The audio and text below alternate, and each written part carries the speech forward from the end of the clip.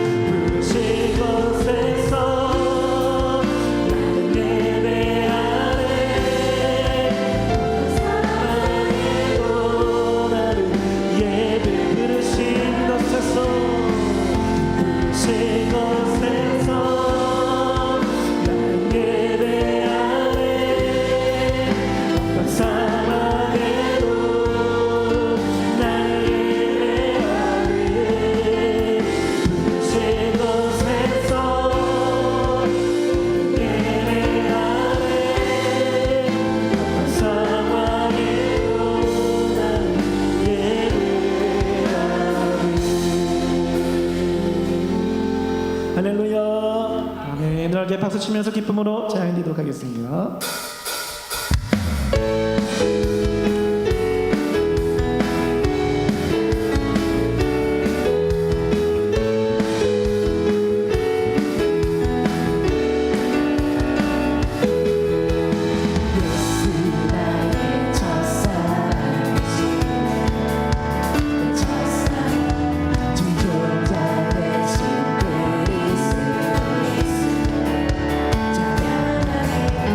모든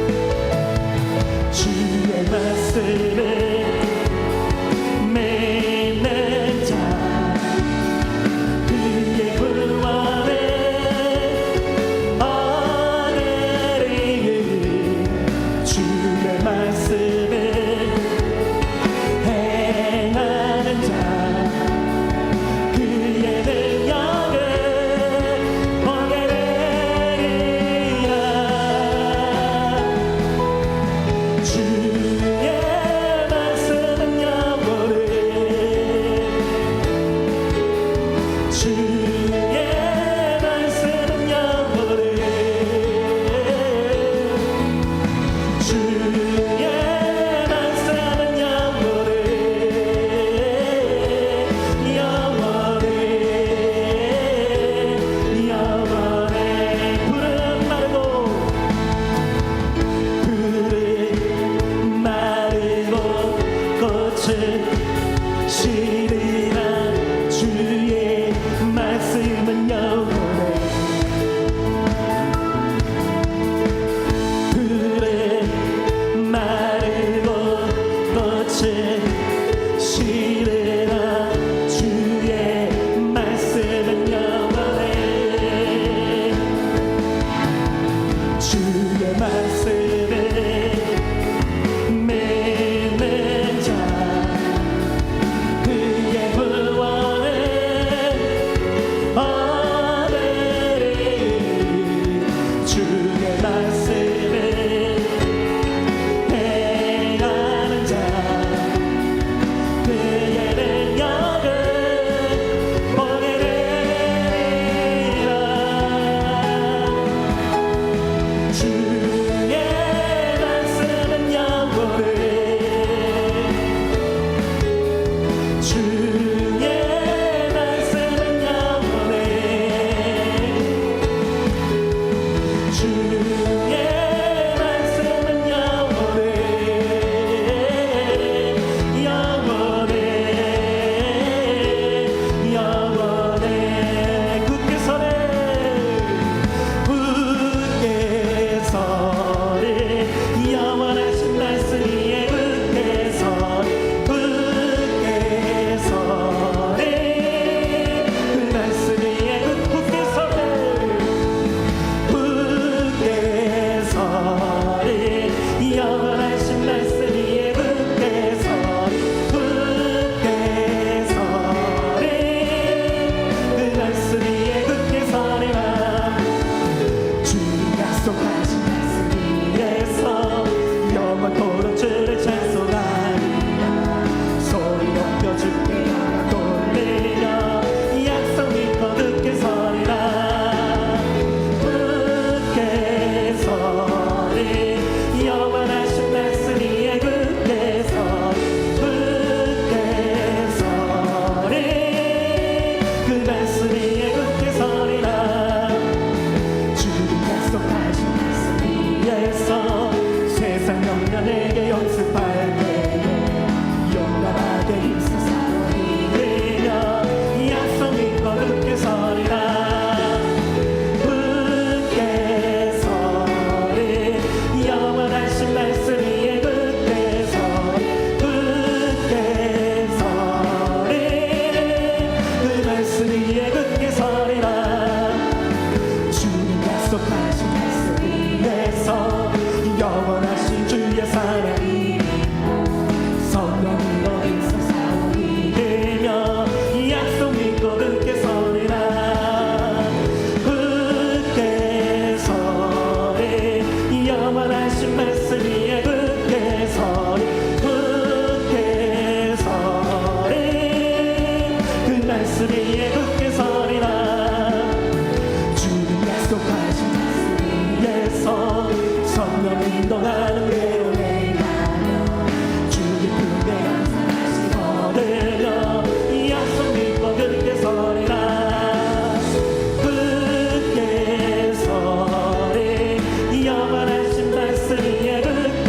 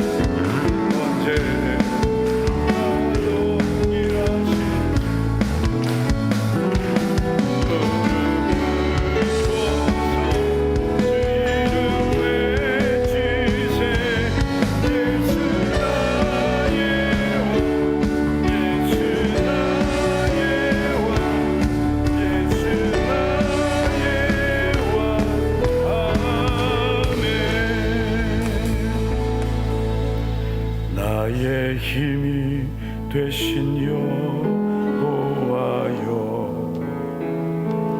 내가 주님을 사랑합니다. 주는 나의 반석이시며 나의 요새시라.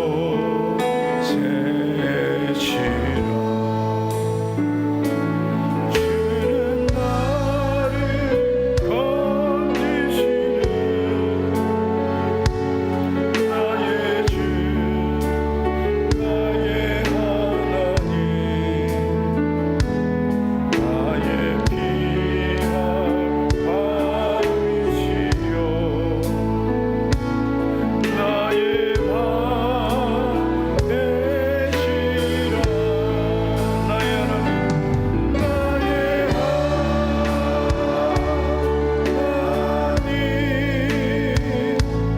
하나님,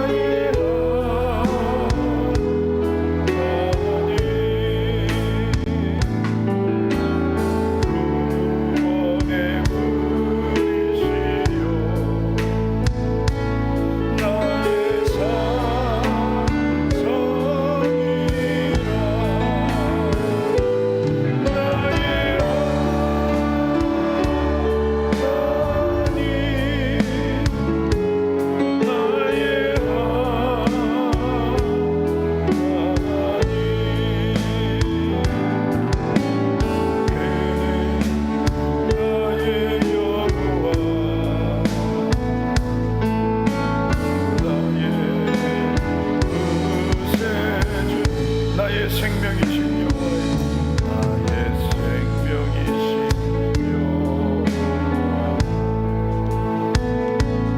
내가 주님 찬양합니다. 주는 나의 사랑이시며 나의 의지시. 두 손 들고 고백합니다. 주는 나를 이끄시어 주의 길 인도하시며 나의 생에 목자 되시니 내가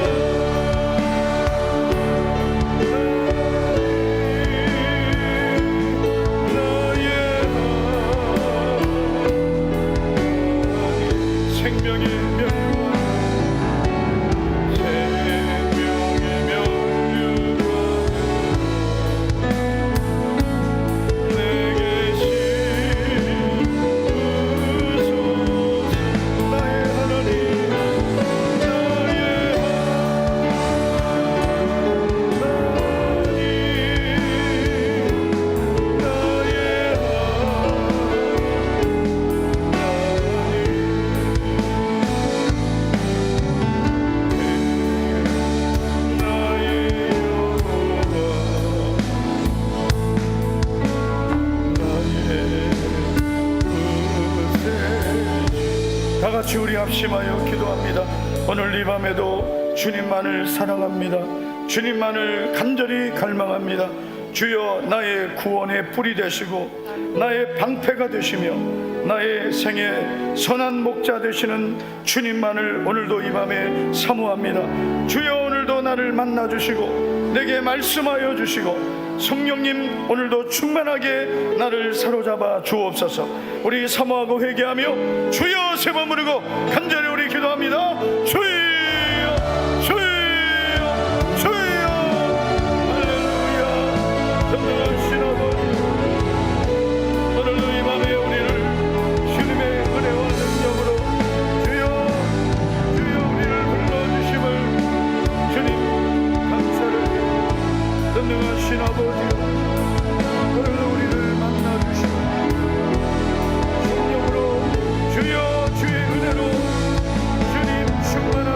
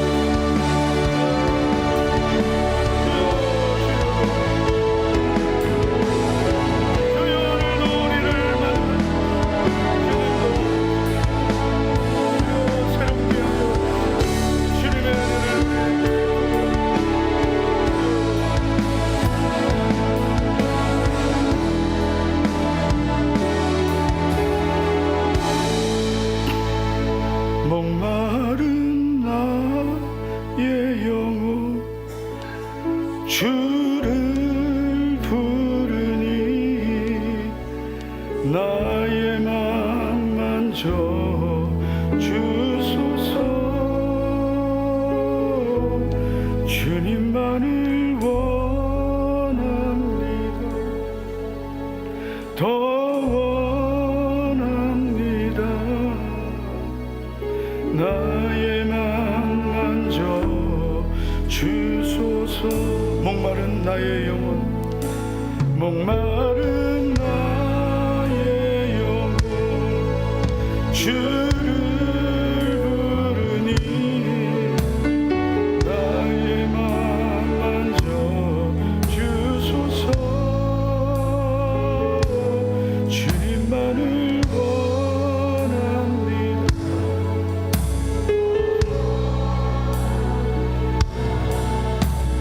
더 크게, 한 주 더 크게. 목마른 나의 영혼,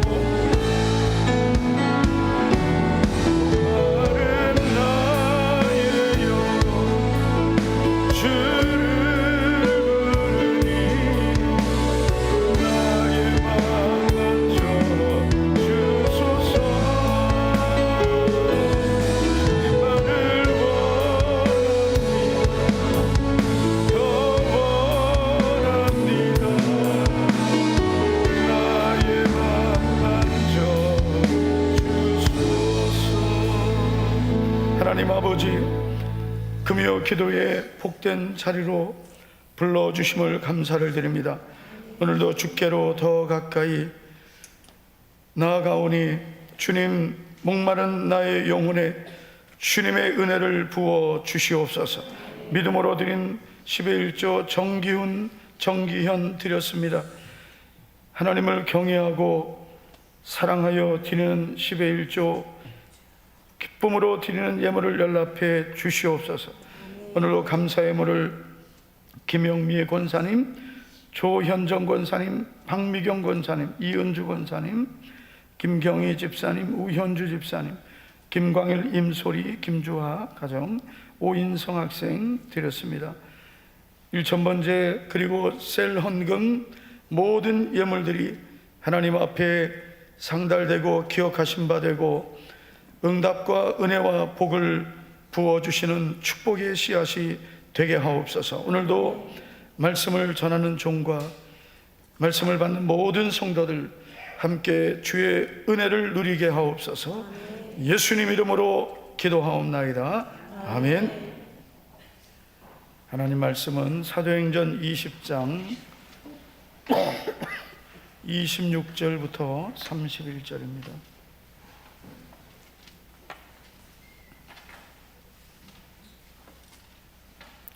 사도행전 20장 26절에서 36절입니다.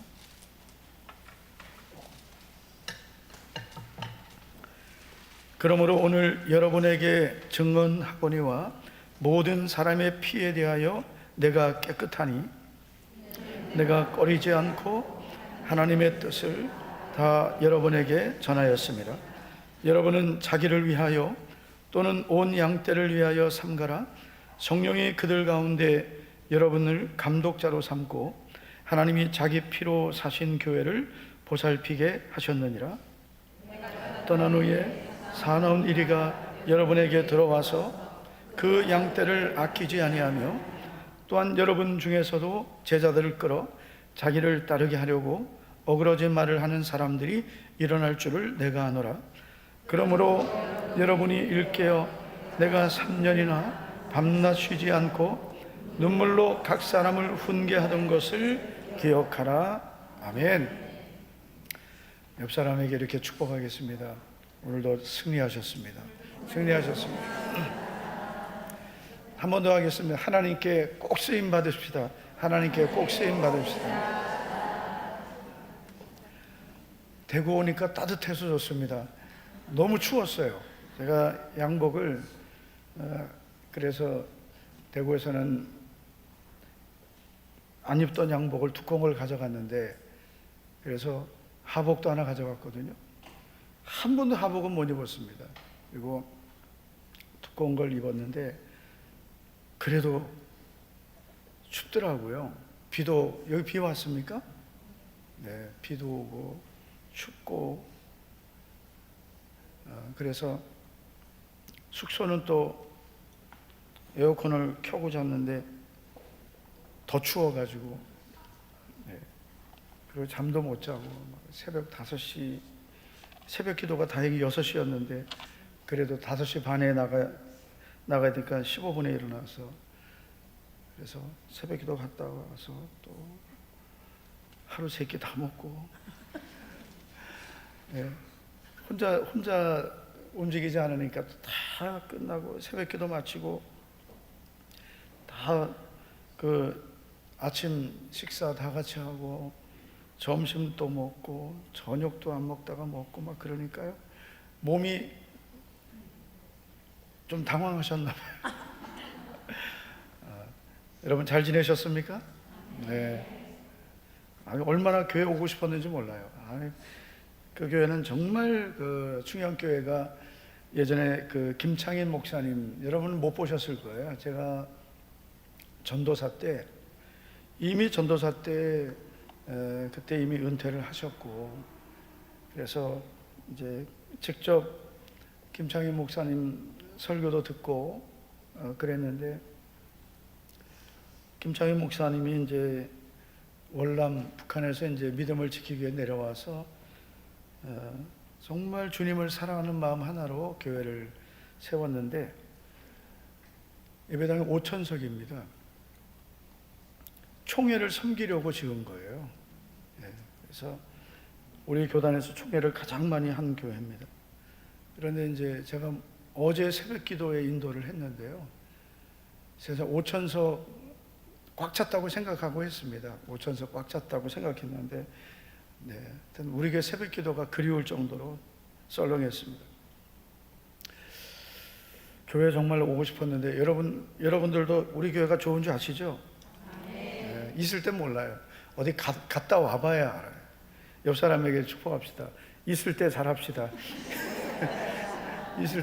있을 때는 몰라요. 꼭 어디 가봐야 우리 교회 새벽 기도가 그립고 금요 기도회가 그립다 그랬습니다. 하나님께 쓰임 받는 사람은 누구인가? 우리가 인생을 살면서 어디에 있든지 인정받는다는 것은 너무나 중요한 겁니다. 예를 들어서 학교에서 선생님에게 인정받는 것 너무 중요하죠. 선생님이 좋으면 공부 열심히 합니다. 저도 이제 고등학교 때 남고인데요, 여자 선생님이 없었어요. 국어 선생님이 여자 선생님이었는데 다들 국어를 열심히 하더라고요. 신월균 선생님이셨는데, 특별히 뭐 이렇게 얼굴은 기억은 안 나는데 특별하진 않았는데 그냥 그 거의 드문 그 여자 선생님이었어요. 여러분 직장에서도 인정받아야 그 사람은 행복하고 성공할 수 있습니다. 하나님께도 마찬가지입니다. 우리가 하나님께 인정받을 때 하나님의 나를 써주십니다.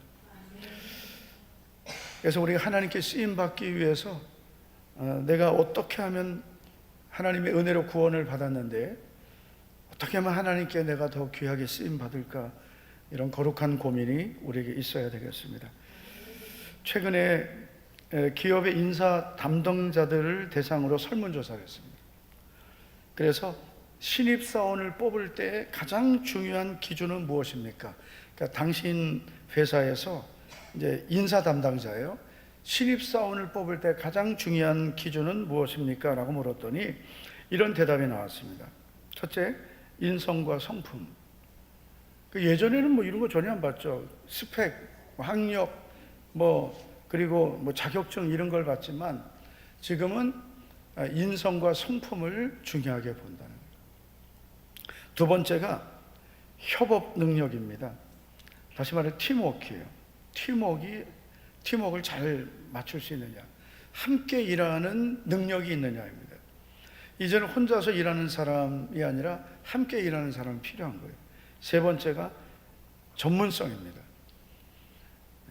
그래서 우리 회사가 추구하고 있는 그런 일에 전문적인 그런 능력이 있느냐, 전문성을 갖고 있느냐입니다. 네 번째가 문제 해결력입니다.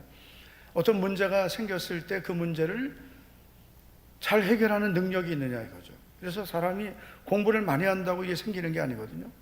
공부를 아무리 많이 해도 문제가 생기면 문제를 해결하지 못하는 사람이 있고, 어떤 사람은 문제를 만나면 그 문제를 해결할 수 있는 지혜가 있는 사람이 있습니다. 그런데 여러분, 가장 중요하게 보는 것이 있는데 바로 책임감입니다. 이 책임감이 너무나 중요하다는 거죠. 이 책임감이란 이런 뜻입니다. 책임감이란 자신에게 주어진 일이나 역할을 끝까지 감당하는 성품이다. 그래서 나에게 주어진 일과 역할을 끝까지 감당하는 성품이 바로 책임감이에요. 사람들을 보면 그렇잖아요. 처음에는 잘하고 점점 갈수록 조는 사람이 있습니다. 네. 하여튼 여전히 아주 그냥 저는 아주 즐거워요, 그냥. 그래서 어떤 사람은 시작은 좀 부족해도 점점 이렇게 잘하는 사람이 있고, 어떤 사람은 처음에는 뭐 대단히 잘할 것처럼 하다가 점점점 약해지고 나중에는 그 역할을 끝까지 감당하지 못하는 사람이 있는데, 그런데 여러분, 지금 이 대기업이나 이런 중요한 기업에서 사람을 뽑을 때 중요하게 보는 게 바로 책임감이라는 거예요. 왜냐면 뭐든지 끝까지 해야, 끝까지 감당해야 좋은 결과가 있거든요. 여러분, 대학을 졸업하고 취업을 하는 그 학생들이 이직을 하는 그 이직률이 엄청나게 높습니다. 그러면 회사에 들어와서 한 1년, 2년 동안은 뭐 업무 배워야 되고 또 여러 가지 또 교육을 하잖아요. 그래가지고 신입사원이 들어와서 열심히 투자하고 가르치고 그랬는데, 이따가 힘들다고 그만두고 더 좋은 데에 있다고 가버리고, 이렇게 하면은 그 사람은 그 회사에 대한 책임감이 없는 거죠. 이 회사가 나를 그래도 채용해서 나를 위해서 여러 가지 투자를 하고 나를 지금까지 이렇게 일할 수 있는 능력을 키워줬는데, 그 실컷 배우고 일할만 하면 또 딴 데 가버리는 거예요. 책임감이 없는 것입니다. 여러분, 하나님께서도 사람을 보실 때 중요하게 보시는 게 있습니다. 뭐 인성, 성품, 뭐 협업 능력, 전문성, 문제 해결력, 이런 것들도 사실은 주의를 할 때 필요합니다. 그러나 하나님께서 사람을 보실 때 가장 중요하게 보는 것, 다른 거 좀 부족해도, 여러분, 처음부터 인성과 성품이 좋은 사람이 얼마나 되겠습니까? 그런 건 하나님 다 고쳐 쓰십니다. 할렐루야. 너무 걱정하지 마세요. 옆 사람에게 걱정하지 맙시다. 다 고쳐 쓰십니다. 이 고치는 과정이 좀 힘들어서 그렇지, 하나님이 나를 쓰시려면 나를 고치셔야 되는데, 하나님 나를 고치실 때 나는 힘든 거죠. 왜냐하면 내가 고쳐져야 되니까. 이 모든 것, 주의 일도 사실은 인성과 성품 필요해요. 그렇잖아요. 일만 잘한다고 되는 건 아닙니다. 협업 능력, 함께 일하는 그런 능력도 필요합니다. 전문성, 문제 해결력 다 필요합니다. 그런데 정말 필요한 것은 사명감입니다. 사명감. 하나님이 나를 쓰실 때 나에게 필요한 것이 무엇입니까? 다른 건 부족해도 사명감이 분명해야 됩니다. 사명감이란 하나님께서 나를 부르신 목적에 변함없이 헌신하는 태도입니다. 하나님이 나를 부르신 그 목적, 하나님이 나를 부르신 목적이 있단 말이에요. 그 목적에 변함없이 헌신하는 것이 사명감입니다. 여러분, 사명감이 있어야 무엇을 하든지 끝까지 하는 거예요. 사명감이 없으면 어떻게 합니까? 교사하다가도 그만두고, 찬양대 하다가도 그만두고, 그러면서 뭐라 그래요? 난 교사가 적성이 안 맞나 봐. 찬양 내가 자꾸 틀리니까 미안해서 못하겠어. 처음부터 하나님, 내가 어디에 무슨 일에 순종할까요? 하나님, 제가 어떤 일을 해야 하나님 기뻐하시나요? 충분히 기도하고, 그리고 하나님이 나를 부르신 목적에 따라서 변함없이 헌신해야 되는데, 그냥 보기에 하고 싶으면 내가 하고 말고 싶으면 말고. 여러분, 그거는 사명감이 없는 거예요. 여러분, 우리가 교회에서 하나님이 내게 맡기신 모든 직분은 주의 일입니다. 아멘. 사명감이 있어야 돼요. 내가 있어야 될 그 자리에 변함없이 있어야 됩니다. 뭐 예를 들면 찬양대다, 내가 찬양대 내가 설 자리에 변함없이 서 있어야 돼요. 어떤 일이 있어도. 그게 사명감 있는 사람이에요. 이번 주일은 바빠서 못 서고 연습 못해서 못 서고, 여러분 그렇게 하면 찬양대는 그 자리에 있는 것이 순종이고 헌신입니다. 그래서 항상 연습할 때부터 성실하게 연습하고 시간을 들이고 몸을 들이면서 준비해서 내가 서야 될 그 예배 중에 하나님을 찬양하는 그 시간에 그 자리에 서 있어야 되는 거예요. 그게 사명감을 가진 사람, 충성하는 사람입니다. 그래서 여러분, 하나님이 이런 사람을 쓰시는 거예요. 교사도 마찬가지. 여러분, 교사도 하다가 말면, 세상에 그 어떤 일도 하다가 말면 안 되지만 영혼을 맡아서 양육하는 교사는 사명감이 분명해야 돼요. 그건 왜냐하면 그 영혼을 맡았기 때문입니다. 내가 맡고 있는 영혼에 대한 책임을 져야 되기 때문에 반드시 사명감이 있어야 되는 거예요.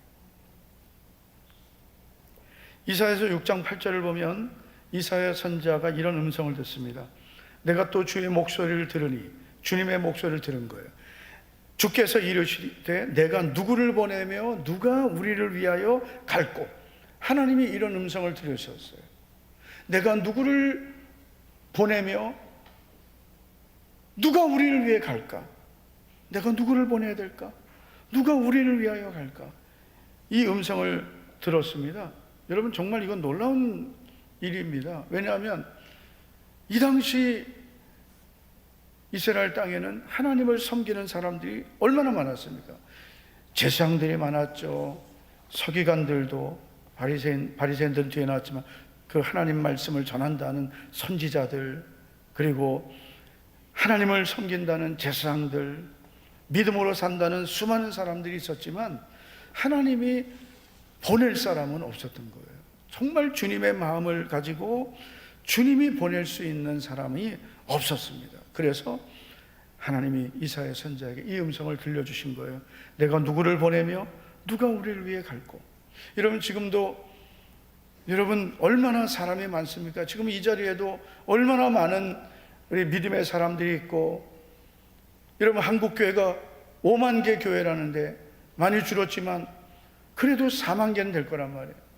얼마나 많은 주의 종들이 있고, 그리고 장로님들이 있고, 권사님들, 집사님들, 성도들이 있습니까? 그런데 정말 하나님이 내가 누구를 보내며 누가 우리를 위해 갈꼬, 정말 이렇게 말씀하지 않을까?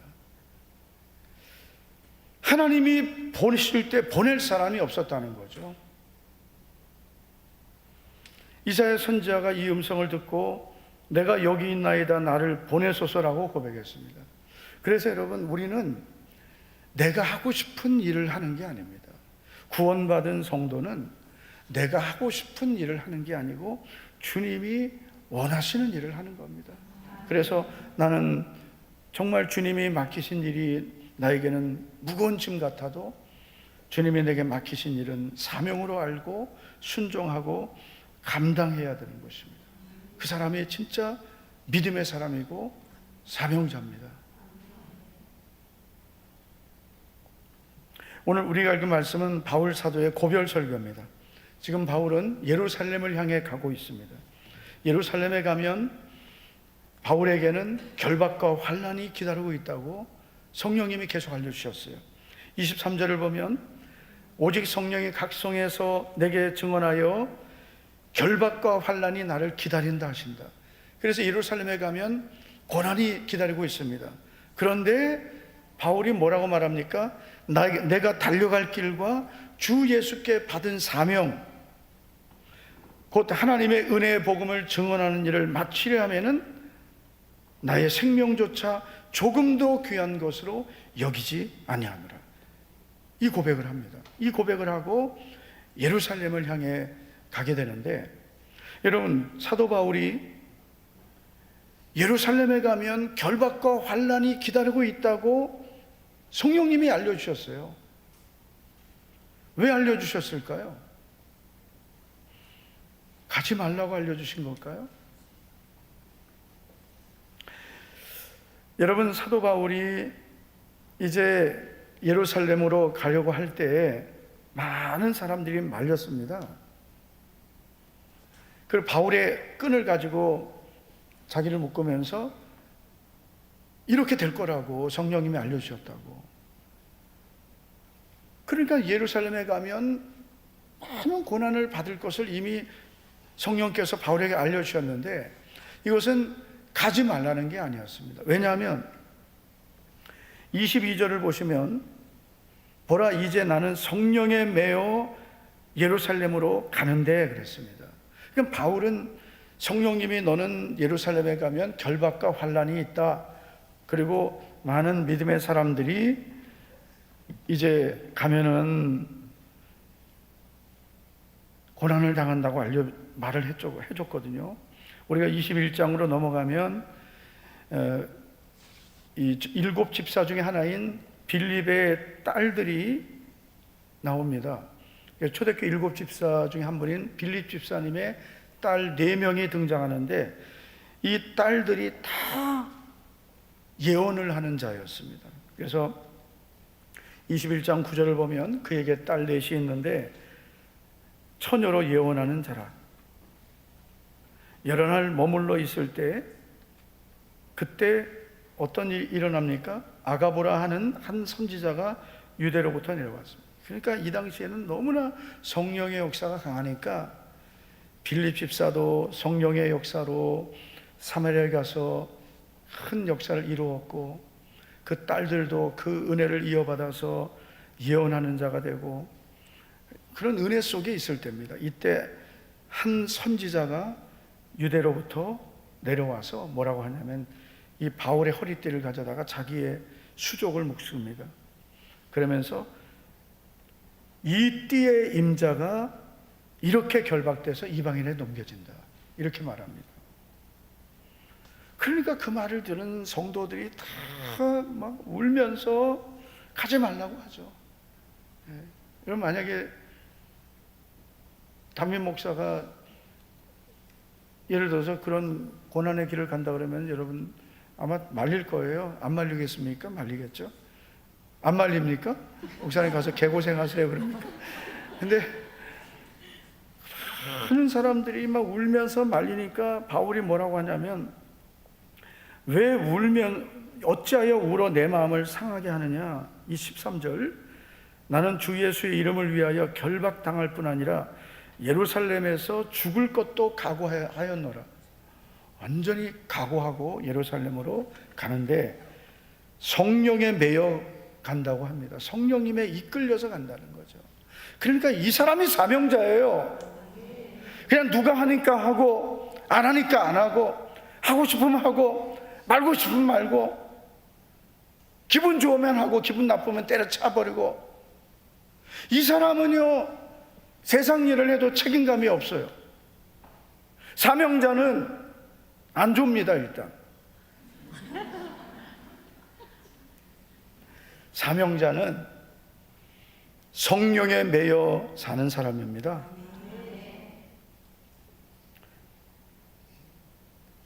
성령에 매여 사는 사람이 사명자입니다.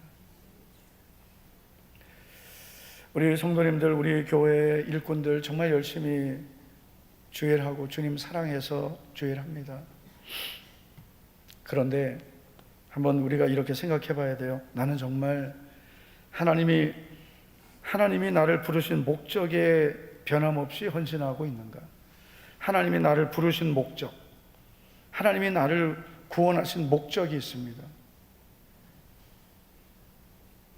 하나님이 나를 통해 하실 일이 있습니다.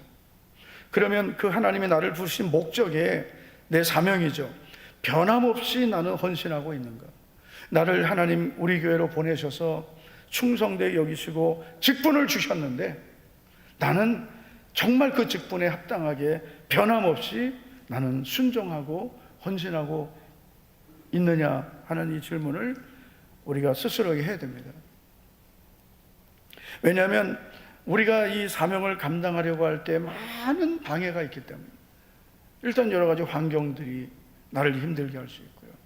나 자신의 연약함이 문제가 될 수도 있고, 여러 가지 하여튼 상처도 받을 수 있고 힘든 일도 겪을 수 있고, 여러 가지 환경들이 나로 하여금 하나님이 나를 부르신 목적에서 떠나게 할 수 있단 말입니다.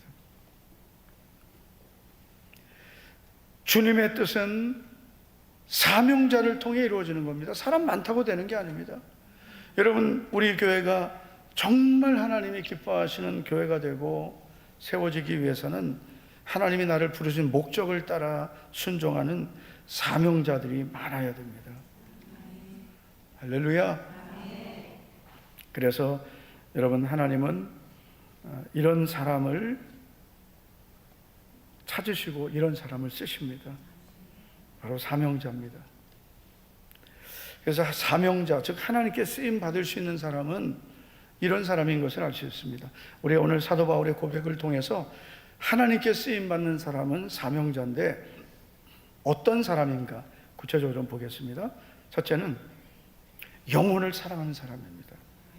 하나님은 어떤 사람을 쓰시냐면 영혼을 사랑하는 사람을 쓰시는 거예요. 물론 뭐 여러 가지 우리가 다른 것도 필요하겠죠. 그러나 모든 교회 주의 일꾼에 공통적으로 필요한 것은 영혼 사랑입니다. 이 영혼 사랑하는 마음이 있어야 하나님께 쓰임 받을 수 있습니다. 세상 일하고 다르거든요. 모든 주의 일은 다 영혼 구원을 위해서 하는 겁니다. 여러분, 교사도 영혼 구원을 위해서, 여러분 셀리더도 영혼 구원, 여러분 우리가 교회에서 하는 모든 사역은 다 영혼 구원을 위해서 다 이루어지는 겁니다. 교회 존재 목적이 영혼 구원이란 말이에요. 그러면 교회에서 하고 있는 모든 사역은 다 영혼 구원이에요. 오늘 찬양팀 베이스, 드럼, 신디사이저 이렇게 연주했습니다. 이 아름답게 연주해서 찬양을 하나님께 드리면서 하나님도 영광을 받으시고, 또 이 자리에 이제 아직까지 구원받지 못한 분들은 그 찬양을 통해 마음이 열리고 하나님의 은혜로 구원받고 믿음이 새로워지고 믿음을 결단하게 되고 순종하고 헌신하고, 이게 다 그런 도구가 되는 거예요. 그래서 하나님께 쓰임받는 사람은 무엇을 하든 다 영혼을 사랑해서 해야 됩니다. 그 사람이 하나님이 쓰시는 사람입니다. 26절을 보시면 바울이 이런 고백을 하죠. 다 같이 26절 시작. 그러므로 오늘 여러분에게 증언하거니와 모든 사람의 피에 대하여 내가 깨끗하니. 아멘. 바울이 이런 말을 하죠. 나는 모든 사람의 피에 대하여 깨끗하다. 피에 대하여 깨끗하다는 이 말은 어떤 의미일까요? 그래서 우리가 이 말씀을 알려면 에스겔 33장을 좀 봐야 됩니다. 에스겔 33장 8절을 다 같이 한번 보시겠습니다. 시작. 가령 내가 악인에게 이르기를 악인아 너는 반드시 죽으리라 하였다 하자 내가 그 악인에게 말로 경고하여 그의 길에서 떠나게 하지 아니하면 내가 그의 피를 내 손에서 찾으리라. 아멘. 여러분, 하나님이 주신 말씀을 전해야 될 책임을 에스겔이 받았습니다. 경고의 말씀을 전하게 하셨습니다. 그런데 하나님 뭐라 하세요? 하나님께서 에스겔에게 말씀을 주시면서 너는 이 말씀을 그대로 전하라 했습니다. 그런데 에스겔 선지자가 이렇게 전해야 되는 거. 악인아 너는 반드시 죽으리라. 죄를 회개해야 된다. 하나님을 떠나면 안 된다. 악을 행하고 죄를 범하면 너는 반드시 죽으리라. 이렇게 외쳐야 되는 거예요. 믿습니까? 그냥 여러분 교회 다녀라, 예수님 믿어라, 이 정도가 아닙니다. 악인아 너는 반드시 죽으리라. 여러분, 만약에 이게 독약이라면 여기다가 독약이라고 써야 되죠. 위험이라고, 해골 바가지 하나 그려놓고. 근데 이거 그냥 여기다 놓으면 누구든지 와서 마실 수 있단 말이에요. 그냥 물인 줄 알고. 독약이라고 써놔야 되죠. 마시면 죽는다. 여러분, 하나님의 말씀도 어떤 말씀은 이런 경고의 말씀들이 있습니다. 경고의 말씀을 경고로 전해야 되는 거예요. 만약에 경고의 말씀을 경고로 전하지 않아서, 그래서 그 악인이 33장 8절 보여주세요. 그래서 그 악인에게 말로 경고하여 그의 길에서 떠나게 하지 않으면, 경고해서 그 악에서 떠나게 해야 되는데, 그런데 만약에 말하지 않아서, 경고하지 않아서 떠나게 하지 않았단 말이에요. 그러면 그 악인은 자기 죄악으로 말미암아 죽게 된다는 거죠. 그리고 하나님은 그의 피를 내 손에서 찾으리라고 하셨습니다. 에스겔에게 찾으신다는 거죠. 그래서 여러분, 그 피라는 것은 생명을 말하는 거예요. 그래서 우리가 반드시 기억해야 될 게 뭐냐면, 내가 말씀을 전해야 되고 복음을 전해야 될 사람에게 복음을 전하지 않으면, 그래서 그 사람이 예수님을 믿지 않게 되고 구원을 받지 못하게 된다면 그 사람의 피값은 내 책임이라는 거죠. 이 목회자에게도 해당되는 거예요. 목회자가 강단에서 말씀을 전해야 되는데, 말씀 중에는 위로의 말씀도 있고 권면의 말씀도 있고 은혜로운 말씀도 있습니다. 축복의 말씀도 있습니다. 그런데 또 경고의 말씀도 있습니다. 그런데 그 경고의 말씀을 전해야, 그래야 그 말씀을 듣고 악을 떠나고 그리고 회개해서 하나님께로 돌아오는데, 만약에 경고의 말씀을 전하지 않아서 회개하지 않으면, 구원은 하나님이 자녀니까 잃어버리지 않겠지만, 경고하지 않아서 그 악을 떠나지 않고 그래서 하나님께로 돌아오지 않으면 어떻게 되겠습니까? 네? 하나님의 자녀가 하나님 말씀 중에 경고가 있단 말이에요. 우리 운전하다 보면은 이런 거 보신 적 있어요? 길 없음. 못 보셨습니까? 고속도로 이렇게 가다가 쭉 가다가, 제가 저 경기도 어디쯤 갈 때 예전입니다.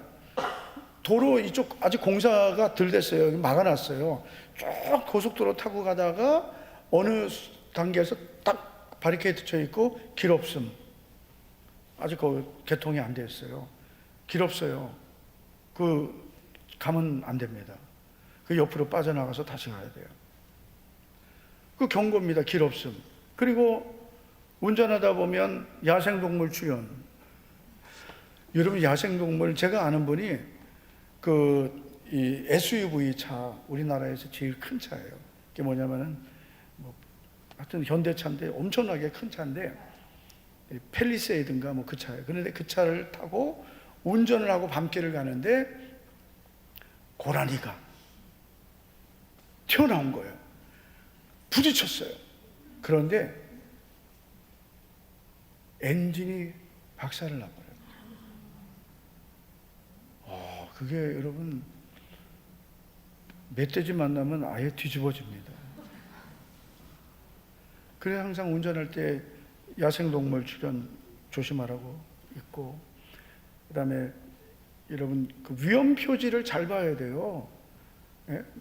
운전할 때 가장 조심하고 봐야 될 거 위험 표지입니다. 위험 표지. 다른 거는 우리가 운전하면서 과속 80km인데 90km 가다가 찍히면 돈 내면 되죠. 근데 위험 표시를 무시하면 정말 위험한 겁니다. 우리가 하나님 말씀도, 하나님이 이렇게 순종하면 복을 주신다. 순종 안 하고 복을 안 받으면 되죠. 그죠? 아멘 안 하시네. 아니 그렇잖아요. 힘들어서 난 순종 못 하겠습니다. 그럼 약속의 복을 안 받으면 되죠. 그런데 이건 경고예요.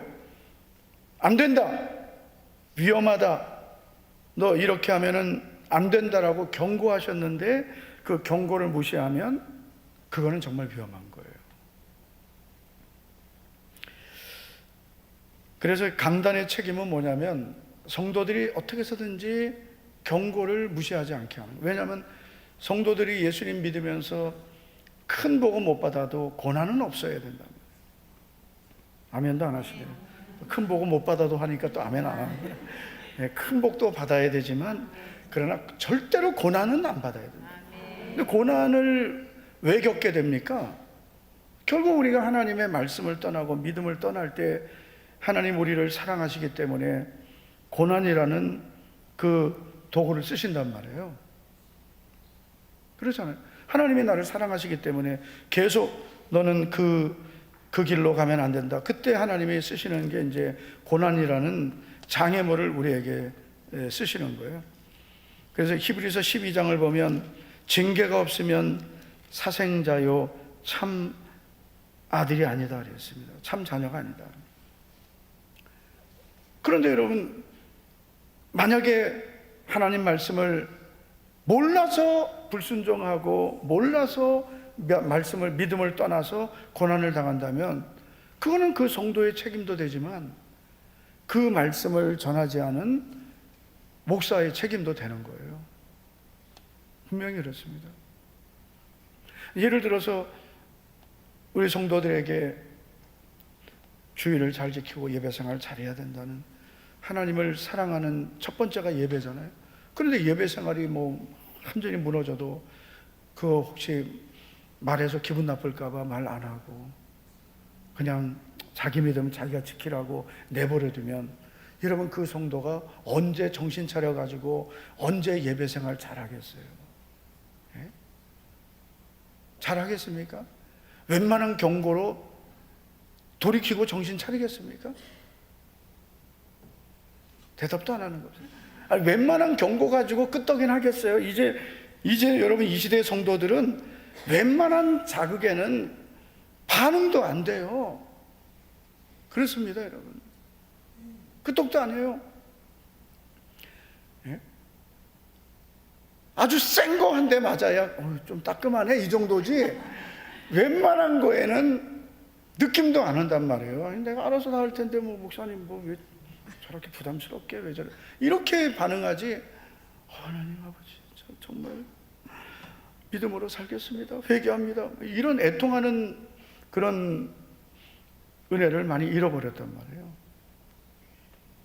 그런데 그럴지라도 경고의 말씀을 전할 책임은 반드시 져야 된다는 거죠. 안 그러면 내가 그의 피를 내 손에서 찾는다. 그래서 여러분, 이 목회자의 이 사명은 잘 감당하면 복이고요, 잘 감당하지 않으면 엄청난 징계를 받습니다. 그래서 하나님의 말씀을 가감하지 않고 전할 수 있는 것이, 그래서 그게 사명이에요.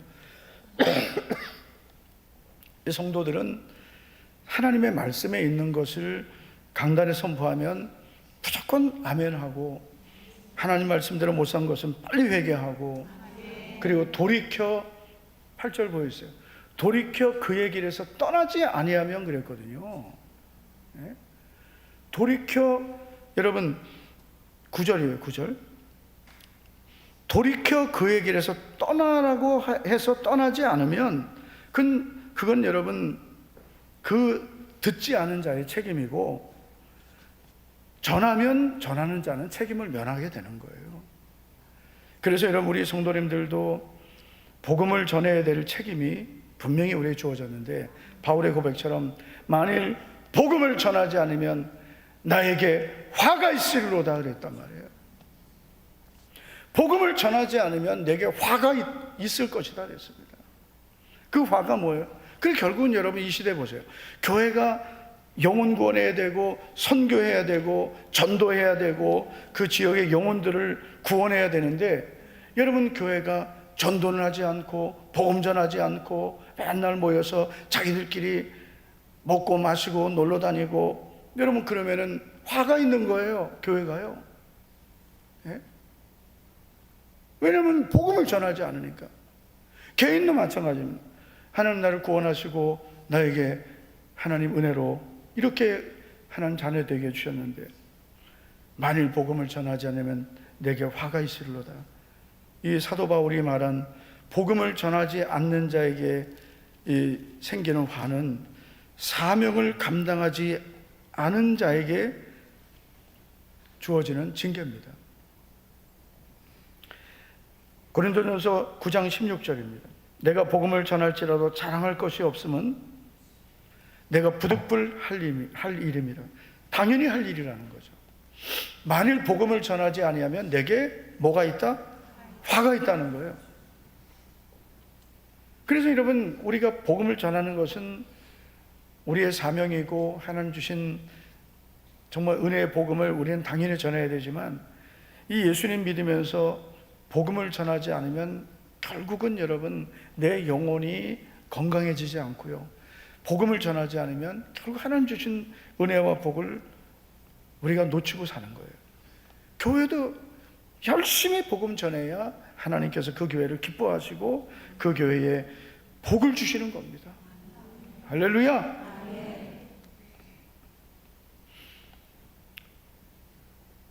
이번에 이제 그 총회 가서 앉아있는 게 너무 힘들었어요. 그것도 맨 앞자리. 이 자리가 이제 노예별로 쭉 있는데 우리 노예 자리 이쪽 맨 끝에 중간쯤이어서 아주 졸아도 되고 살짝 나갔다 와도 되는 자리였는데, 저는 또 총회 준비위원 자리 맨 앞에, 강단 맨 앞, 바로 요 자리, 요 자리. 권주아 집사는 앉은 그 자리, 그 앞에 줄이에요. 요 줄, 요 줄. 그러니까 졸 수도 없죠. 나갈 수도 없죠. 꼼짝없이 아침 9시 반부터 밤 9시 반까지거든요. 연장해서 10시 반에 끝난 날도 있어요. 중간에 뭐 쉬는 시간도 있지만 꼼짝없이 그 자리에 앉아있는데, 예배를 드리고 찬양하고 막 은혜 받는 시간이면 괜찮겠어요. 근데 계속 회의하고, 근데 그 회의 중에 제일 힘든 시간이 뭐냐면은 어떤 교회 문제, 이거 이제 그거 처리하는 것들이에요. 그리고 총대들이 다 결정해야 되거든요. 박동환 장로님 이제 내일 내려올 텐데, 올라간 길에 이제 그 딸 은진에 갔다가 이제 내일 온다고 이제 이렇게 하셨습니다. 근데 둘이서 그런 얘기했어요. 장로님 너무 은혜가 안 된다. 교회가 평안해야 되고, 교인들끼리 막 고소하고 고발하고 막, 여러분 절대로 우리 평생 살면서 가지 말아야 될 때 법원 가면 안 돼요. 여러분, 저는 신방 간 적이 있거든요. 대구지방법원. 공기가 달라.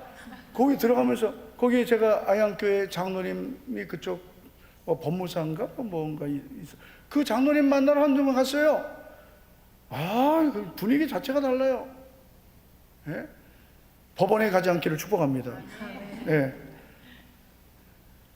다른 것도 아니고 죄 져서 가지 않기 바람. 죄 져서. 여러분, 교회가 은혜로워야 성도들이 은혜를 받고 복을 받는 겁니다. 그런데 뭐 교회 안에 막 그냥 서로 미워하고 원망하고 갈등하고 그래가지고 서로 고소하고 고발하고 어느 장로님이 어느 장로님 또 고발하고 고소하고, 어느 장로님 집사님 고소하고 그래서 우리 이래 봤더니 다 같은 교회예요. 같은 교회. 그래 막 욕이 나오려고 그러더니 미친. 분명히 말씀에 서로 용서하고 서로 사랑하라고 했는데,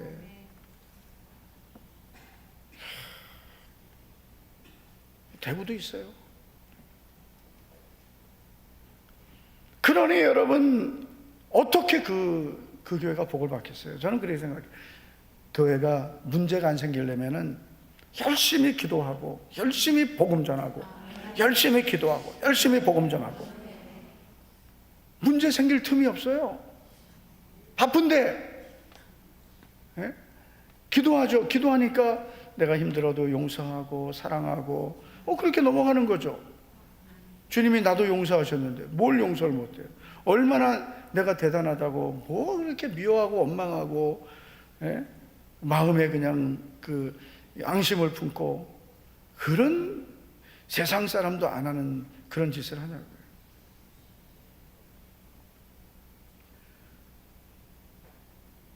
제가 이번에 어느 목사님에게 그런 말 들었어요.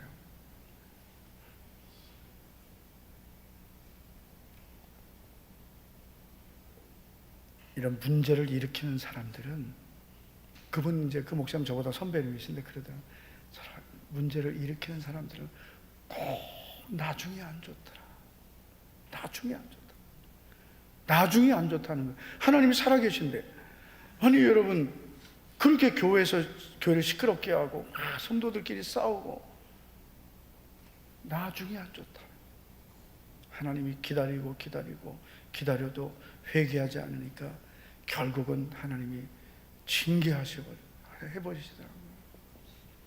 저도 그런 건 정말 많이 봤어요. 정말 교회에서 하지 말아야 될 게 뭐냐면은, 교회 회의하면서 큰 소리 내는 거 하지 말아요. 저는 제가 정말 그 장로님 참 좋아했던 분인데, 다 잘했는데 재직해서 한 번 큰 소리 내고, 그리고 그 교회 건축할 때 담임 목사님에게 막 삿대질했단 말이에요.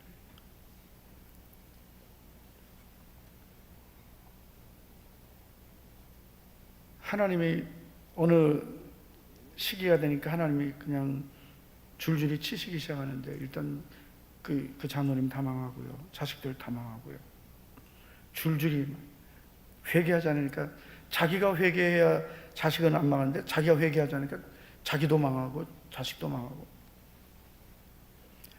제일 여러분, 우리가 마지막이 좋아야 되는 게 죽음이 아름다워야 되거든요. 죽음이. 우리가 마지막 하나님 앞에 갈 때 나의 죽음조차 하나님께 영광이 되어야 되고, 내 죽음이 하나님께 영광을 돌리고 많은 사람들에게 은혜를 끼쳐야 되는 거예요. 근데 하나님이 그 죽음조차 정말 아름답지 못하게 되더라고요. 그래서 정말 여러분, 우리가 평생 살면서 하지 말아야 될 것, 다른 사람 마음에 대못을 박는 일 하지 말아야 되고, 그리고 내가 속상하고 억울해도 내가 용서하고, 그리고 내가 참으면 하나님 다 갚아주시고요.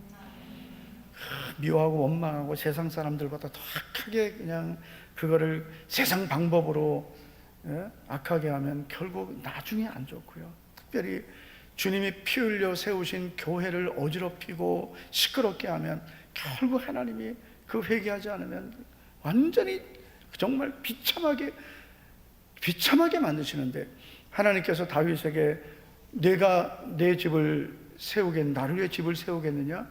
기뻐하시고 내가 너의 집을 세워주겠다 하셨거든요. 너의 가문을 세워주겠다. 그 하나님의 성전을 사랑하니까 그 가문을 세워주신다 했는데, 반대의 경우 생각해보세요. 주님의 교회, 피 흘려 사신 교회를 어지럽히니까 그 가문을 하나님이 그냥 어지럽게 하시고 무너뜨리게 하시는 거예요. 여러분, 정말 내가 주님을 사랑하고 영혼을 사랑한다면 내 주변에 있는 예수님 믿지 않는 영혼들을 절대로 외면하지 말아야 되고, 그 사람들의 피를 내가 책임져야 됩니다. 할렐루야. 내 가족을 사랑하는 것은, 내 부모를 사랑하는 것은, 내 자녀를 사랑하는 것은 좋은 거 사주고 용돈 많이 주고, 그리고 부모님 돌아가시면 장례 잘 치러주는 게 아니고, 그 영혼을 구원하기 위해 기도하고 복음 전하는 것입니다. 그게 그 영혼을 사랑하는 것이고, 그 피에 대한 책임을 지는 것입니다. 그래서 우리는 모든 사람의 피에 대하여 깨끗해야 됩니다. 내 주변에 있는 예수님 믿지 않는 영혼들을 내가 사랑하고 복음 전하는 것, 그것이 바로 모든 사람의 피에 대하여 책임지는 사람이고 영혼을 사랑하는 사람입니다. 저는 우리 성도님들이 정말 주님을 사랑하고 영혼 사랑하는 것을 너무나 감사하고요, 우리 교회가 이렇게 열심히 기도하고 전도하는 것 너무나 감사하고, 우리 교회가 기도의 불이 계속 타오르고 전도의 불, 영혼 구원의 불이 계속 타오르면 우리 교회는 주님 오실 때까지 하나님의 은혜를 누릴 수 있습니다. 끝까지 영혼 사랑하는 성도들 되시고 영혼 사랑하는 교회, 내 주변의 모든 사람들의 피를 책임지는 우리 모두가 되기를 축원합니다. 축복합니다. 하나님 아버지, 감사드립니다. 오늘도 이 밤에 주님 앞에 나온 모든 성도들, 주님이 나 같은 죄인을 사랑하시고 구원하시고 주의 자녀로 불러주심을 감사를 드립니다. 하나님 아버지, 우리들이 부족하지만 주님 앞에 쓰임받기 원합니다. 영혼을 사랑하는 자가 되어 마음껏 주님이 나를 쓰시는 사명자로 살아가게 하옵소서. 오늘도 이 밤에 우리의 찬양과 기도가 전능하신 하나님 앞에 상달되고 응답받는 시간 되게 하옵소서. 예수님 이름으로 축복하며 감사하며 기도하옵나이다. 아멘. 아멘.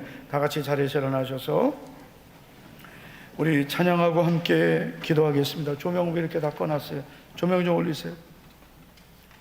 방송실 아니 여기 성도님들 우리 다 꺼. 왜 이렇게? 네, 더 잔단 말이야 이게. 더 켜요. 아니, 기도할 때 지금 이렇게 다 꺼. 여기도 좀 켜세요. 여기도.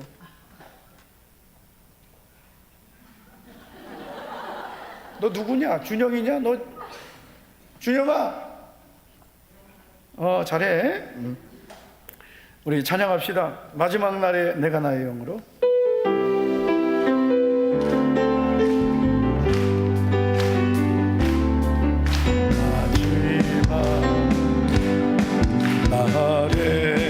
내가 나의 영으로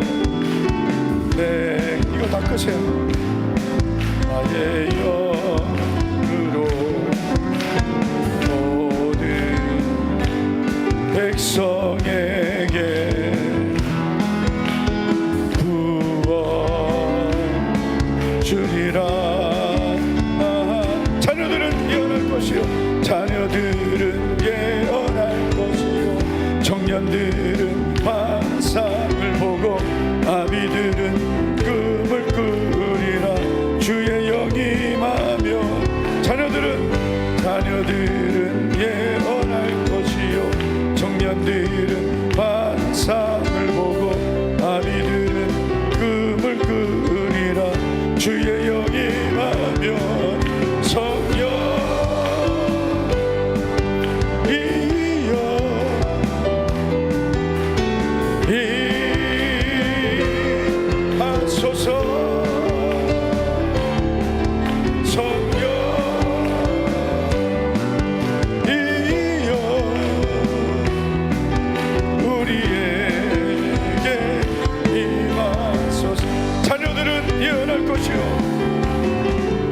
자녀들은 예언할